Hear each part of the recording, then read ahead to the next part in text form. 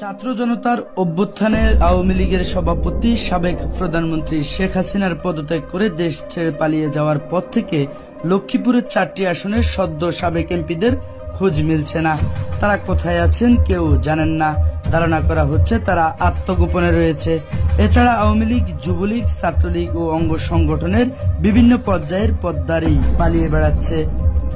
গতকাল বিকেলে জেলা আওয়ামী লীগের সভাপতি ও লক্ষ্মীপুর সদরে 3 আসনের সাবেক সংসদ সদস্য গোলাম ফারুক পিঙ্কু, সাধারণ সম্পাদক ও লক্ষ্মীপুর 2 আসনের সাবেক সংসদ সদস্য অ্যাডভোকেট নুরুদ্দিন চৌধুরী নয়ন, রামগঞ্জ উপজেলা আওয়ামী লীগের সহসভাপতি ও লক্ষ্মীপুর 1 আসনের সাবেক সংসদ সদস্য আনোয়ার হোসেন খান ও জেলা আওয়ামী লীগের সহসভাপতি লক্ষ্মীপুর 4 আসনের সাবেক সংসদ সদস্য আব্দুলাল মামুনের মোবাইল ফোনে কল দিয়ে তাদের সঙ্গে যোগাযোগ করা সম্ভব হয়নি। ছাত্র আন্দোলনকে ঘিরে গত 4 আগস্ট দুপুর 12টার দিকে লক্ষ্মীপুর মাদাম ব্রিজ ঝুমুর এলাকায় শিক্ষার্থী ছাত্র জনতা অবস্থান নেয়। সেখানে আওয়ামী লীগ, যুবলীগ, ছাত্রলীগ ও অঙ্গ সংগঠনের নেতাকর্মীরা আন্দোলনকারীদের ধাওয়া করে এবং গুলি ছোড়ে। এতে উভয় পক্ষের মধ্যে সংঘর্ষের ঘটনা ঘটে। আওয়ামী লীগের লোকজনের গুলিতে ঘটনাস্থলে গুলিবিদ্ধ হন শিক্ষার্থী আফনান পাটোয়ারি। সেখানে আওয়ামী লীগ ও আন্দোলনকারীদের বেশ কয়েকজন আহত হন। এরপর আন্দোলনকারীরা পা বাড়ায় বাজারের দিকে। এরই মধ্যে তিতাখা মসজিদ এলাকায় গেলে হঠাৎ গুলিতে থমকে যায় আন্দোলনকারীরা।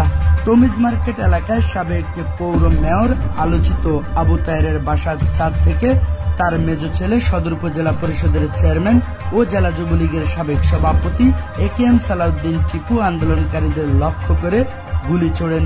অভিযোগ রয়েছে মাদাম ব্রিজ এলাকাতেও তিনি আন্দোলনকারীদের উপর গুলি করেন। বাসার ছাদ থেকে টিপু ও তার সঙ্গে থাকা লোকজন প্রায় 3 ঘন্টা ব্যাপী আন্দোলনকারীদের উপর গুলি চালায়। তবে দমে যাননি আন্দোলনকারীরা। প্রত্যক্ষদর্শীরা জানিয়েছেন অনবরত গুলি থেকে বাঁচার জন্য বিভিন্ন ধরনের কৌশল অবলম্বন করেছে শিক্ষার্থীরা। এক পা করে তারা বিকেল 4:30টার দিকে টিপুর বাসার সামনে যান। এরই মধ্যে ধারণা করা হচ্ছে টিপু সহ তার লোকজনের কাছে আর কোনো গুলি ছিল না। শেষ হয়ে যেতেই সামনে এগিয়ে যান আন্দোলনকারীরা। পরে আন্দোলনকারীরা বাজার সড়কের দুপাশে টিপুদের 2টি বাসভবনে ভাঙচুর সহ আগুন লাগিয়ে দেয়। রাত 2টা পর্যন্ত আগুন জ্বলে 2টি ভবনেই। এরই মধ্যে গুলিতে 3 জন শিক্ষার্থী মারা যান। ঢাকায় নেওয়ার পথে মাদাম ব্রিজ এলাকায় গুলিবিদ্ধ আফনানও মারা যান। আফনান লক্ষ্মীপুরের আন্দোলনে প্রথম শহীদ। ওই ঘটনায় টিপুর বাসা থেকে নারী ও শিশুদের বের করে আন্দোলনকারীরা নিরাপদে সরিয়ে দেয়। টিপু সহ যুবলীগ, ছাত্রলীগের বিভিন্ন পর্যায়ে কয়েকজন নেতাকর্মী বাসায় থাকলেও পরে তাদের আর কোনো খোঁজ খবর পাওয়া যায়নি। তবে টিপুর সঙ্গে থাকা এক ইউপি সদস্য, যুবলীগের ও ছাত্রলীগের 7 নেতাকর্মী গণপিটুনিতে মারা যান। বিকেল থেকে রাত 10টা পর্যন্ত এই 7 জনের মৃত্যুই হয়।